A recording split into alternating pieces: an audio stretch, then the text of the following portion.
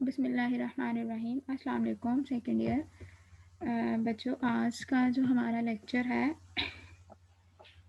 वो हम लोग रिएक्शंस पढ़ रहे थे सल्फ्यूरिक एसिड के। ठीक है, तो सल्फ्यूरिक एसिड के हमने डिफरेंट रिएक्शंस पढ़े थे। जैसे कल हम लोगों ने रिएक्शंस पढ़े सल्फ्यूरिक एसिड के कि सल्फ्यूरिक एसिड एक स्टेबल एसिड है। उसके बाद हमने पढ़ा सल्फ्यूरिक एसिड एक स्ट्रॉन्ग एसिड है। मैंने आपको बताया एसिड वो स्पीशी होती है जो अपना हाइड्रोजन दे रही होती है। ठीक है, अब सल्फ्यूरिक एसिड के पास 2 हाइड्रोजन है, तो ये दोनों के दोनों ही अपने हाइड्रोजन जब वाटर के अंदर डिसॉल्व होगा तो दोनों हाइड्रोजन ही दे देगा। ठीक है, फिर हमने एसिड्स के साथ रिएक्शन पढ़ा, सॉल्ट बना, वाटर बना, कार्बोनेट को हाइड्रोजन कार्बोनेट के साथ बना तो सॉल्ट बना, वाटर बना और साथ कार्बन डाइऑक्साइड बना।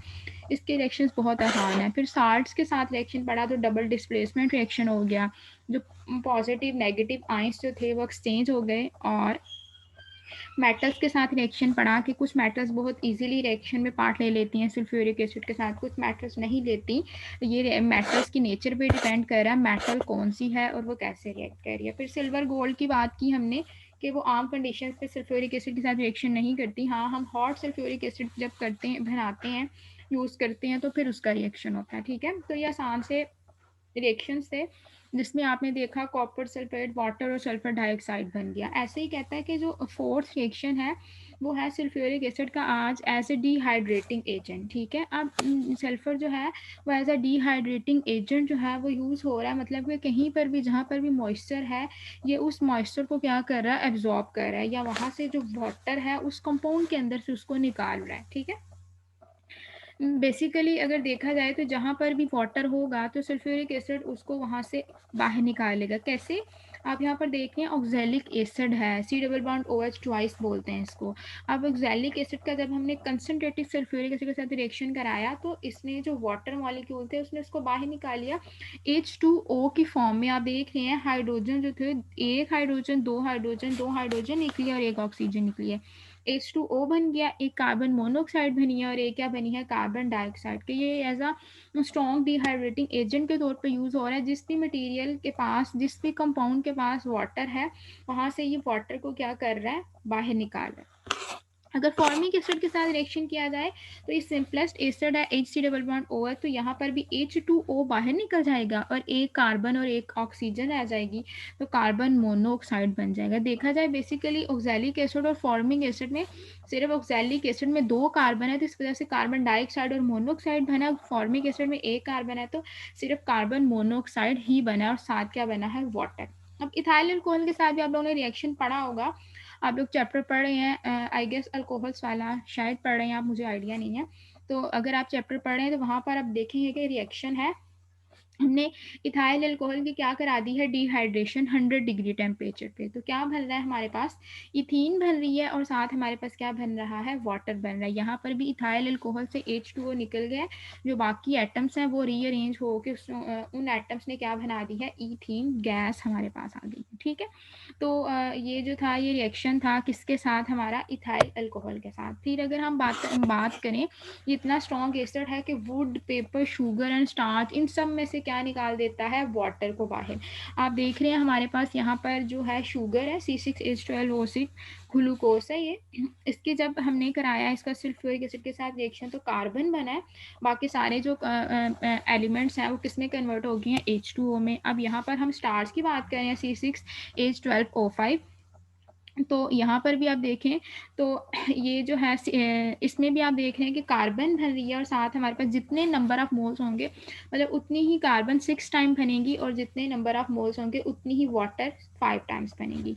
और इसके बाद ग्लूकोज का जब सुक्रोज देख रहे हैं C12H22O11, तो यहाँ पर भी आप देख रहे हैं इसकी जब डिहाइड्रेशन हुई तो कार्बन के साथ हमारे पास क्या ऑब्टेन हो गया, वाटर। तो हम यहाँ पर ये देख रहे हैं कि जब sulphuric acid as a dehydrating agent use हो रहा है तो क्या कर रहा है कि वो वाटर के कंपाउंड को बाहर निकाल रहा है और बाकी जो स्पीशी है, जो बाकी जो एलिमेंट है वो अलहदा हो जाएगा। ऊपर भी आपने देखा कि हर में से वो वाटर को बाहर उसका निकल रहा है और बाकी जो है वो कंपाउंड जो है का जो आप यहाँ पर देख रहे हैं ग्लूकोज है तो कार्बन रह रही है, ऊपर आप देख रहे हैं अल्कोहल है तो हमारे पास इथेन रह रही है और H2O बाहर निकल। ठीक है, तो सल्फ्यूरिक एसिड का ये बहुत इंपॉर्टेंट शॉर्ट क्वेश्चन है। क्वेश्चन आता है कि how sulphuric acid act as a dehydrating agent. तो आप लोगों ने ये सारे रिएक्शन, सारे तो नहीं है आप लोगों ने 2 से 3 रिएक्शंस लिख देने, या इस तरह क्वेश्चन आता है कि how sulphuric acid convert oxalic acid into carbon dioxide, carbon monoxide, how sulphuric acid convert formic acid into carbon monoxide, how sulphuric acid convert glucose into carbon and H2O। ठीक है, तो ये आपका इम्पोर्टेंट, बहुत आसान से ये रिएक्शंस है, कोई मुश्किल नहीं है। ठीक है, लेकिन आपने प्रैक्टिस करनी है इनकी, और फिर ये आप लोगों को याद हो जाएंगे। फिर अगर हम बात करें तो sulphuric acid as an oxidising agent के तौर पर भी यूज़ होता है, कि अपने साथ वाले की क्या करवाता है, ये ऑक्सीडेशन करवाता है। हम देख रहे हैं कि हमने कार्बन को यूज़ किया, सल्फर को यूज़ किया, ये क्या है, हमारे पास नॉन मेटल्स हैं। ठीक है, जब हमने सल्फ्यूरिक एसिड को यूज़ किया तो सल्फ्यूरिक एसिड ने अपना ऑक्सीजन इनको दे दिया। आप देख रहे हैं कार्बन किस में कन्वर्ट हो रहा है, कार्बन डाइऑक्साइड में, और उसके बाद H2O है, उसके बाद जो सल्फ्यूरिक एसिड का अपना सल्फर है वो सल्फर डाइऑक्साइड में कन्वर्ट हो रहा है। ऐसे ही सल्फर किस में कन्वर्ट हो रहा है, सल्फर डाइऑक्साइड में, और साथ हमारे पास क्या भर रहा है, H2O। ठीक है, ये भी आसान सा रिएक्शन है। फिर अगर हम H2S के साथ देखें, हाइड्रोजन सल्फाइड के साथ, तो वहाँ पर भी जो हमारे पास सल्फर है वो किसमें, हाइड्रोजन उसमें से निकल रहा है, मतलब कि हाइड्रोजन का निकल ऑक्सीडेशन है, तो सल्फर आ रहा है हमारे पास, उसके बाद सल्फर डाइऑक्साइड आ रहा है, और साथ क्या आ रहा है, H2O। मतलब कि ये ऑक्सीडाइजिंग एजेंट के तौर पर यूज हो रहा है, जिस भी कंपाउंड के साथ अटैच हो रहा है उसकी क्या करा रहा है, ये ऑक्सीडेशन।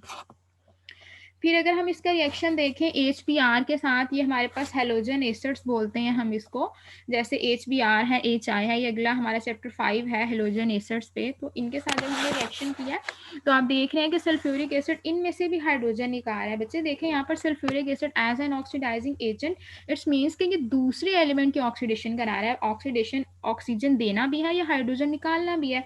तो अगर HBr है तो HBr से हाइड्रोजन निकल रही है, तो इसका मतलब है हाइड्रोजन ब्रोमाइड जो है इसकी क्या हो गई, ऑक्सीडेशन हो गई। अगर हाइड्रोजन ये आयोडाइड है, इसकी भी क्या हो गई, ऑक्सीडेशन हो गई, हाइड्रोजन निकल गई, तो हमारे पास आयोडीन आ गई, सल्फर डाइऑक्साइड आ गया, और वाटर आ गया। ठीक है, तो ये हमारा रिएक्शन था सल्फ्यूरिक एसिड का। एक हमने ऑक्सीडाइजिंग एजेंट के तौर पे पढ़ा है आज इसको, और साथ हमने पढ़ा है एज अ डिहाइड्रेटिंग एजेंट। ठीक है, अब जो सिक्स रिएक्शन है वो क्या है, कि सल्फ्यूरिक एसिड का रिएक्शन गैसेस के साथ भी होता है। जैसे सल्फर ट्राइऑक्साइड के साथ रिएक्शन पढ़ा था हमने पीछे, और ओलियम बना था, ये आपने जब हमने कॉन्टैक्ट प्रोसेस में कॉन्टैक्ट चैम्बर पढ़ा था, तो बच्चे उसमें ये रिएक्शन था H2SO4 प्लस SO3। ठीक है, तो हमारे पास क्या आ गया था, H2H2O7। ठीक है, ये ओलियम है, ये है कि सल्फर ट्राइऑक्साइड का रिएक्शन हो रहा है सल्फ्यूरिक एसिड के साथ।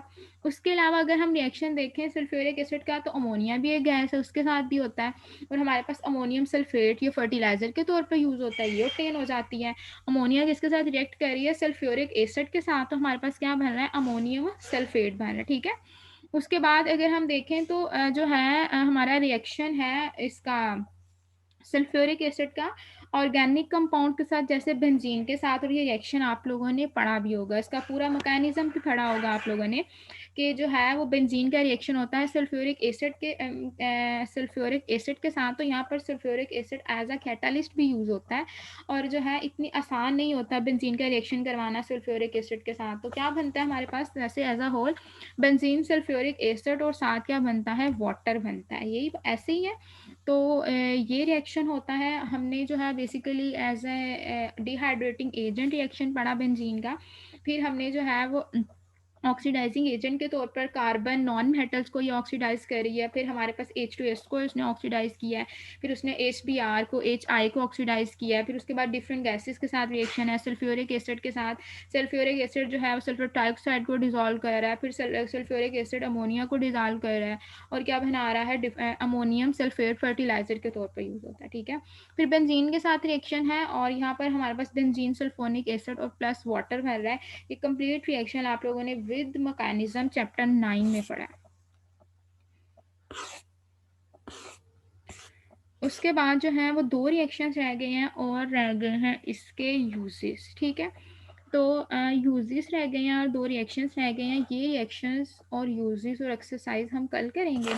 आप लोगों ने जो है आज हमने 3 रिएक्शंस किए हैं, मैं ज़्यादा नहीं करवा रही, फिर ज़्यादा हो जाएगा क्योंकि रिएक्शंस है इसमें। और वैसे भी हमारे 2 चैप्टर्स ही रह गए हैं जो है इनऑर्गेनिक के, और वो भी उनका बहुत कम कम सिलेबस है। सबसे लंबा चैप्टर चैप्टर 4 था जो हमारा कंप्लीट हो गया है। तो इसमें से 2 लॉन्ग क्वेश्चन थे, बर्कलैंड और आइट प्रोसेस, और दूसरा हमारे पास कॉन्टैक्ट प्रोसेस था, और बाकी हमारे पास शॉर्ट क्वेश्चन थे, कन्वर्जेंस थी बेसिकली, तो वो हमने देखी हैं। तो आज जो है बच्चों आप लोगों ने ऐसा करना है सेकेंड ईयर, ये लेक्चर रिकॉर्डेड है, रिकॉर्डेड लेक्चर दे रही हूँ आप लोगों को, लाइट भी नहीं है, और मैंने रिकॉर्ड करके मैं आप लोगों के साथ व्हाट्सएप पे शेयर कर रही हूँ, तो आप लोगों ने वहाँ से पढ़ें इसको।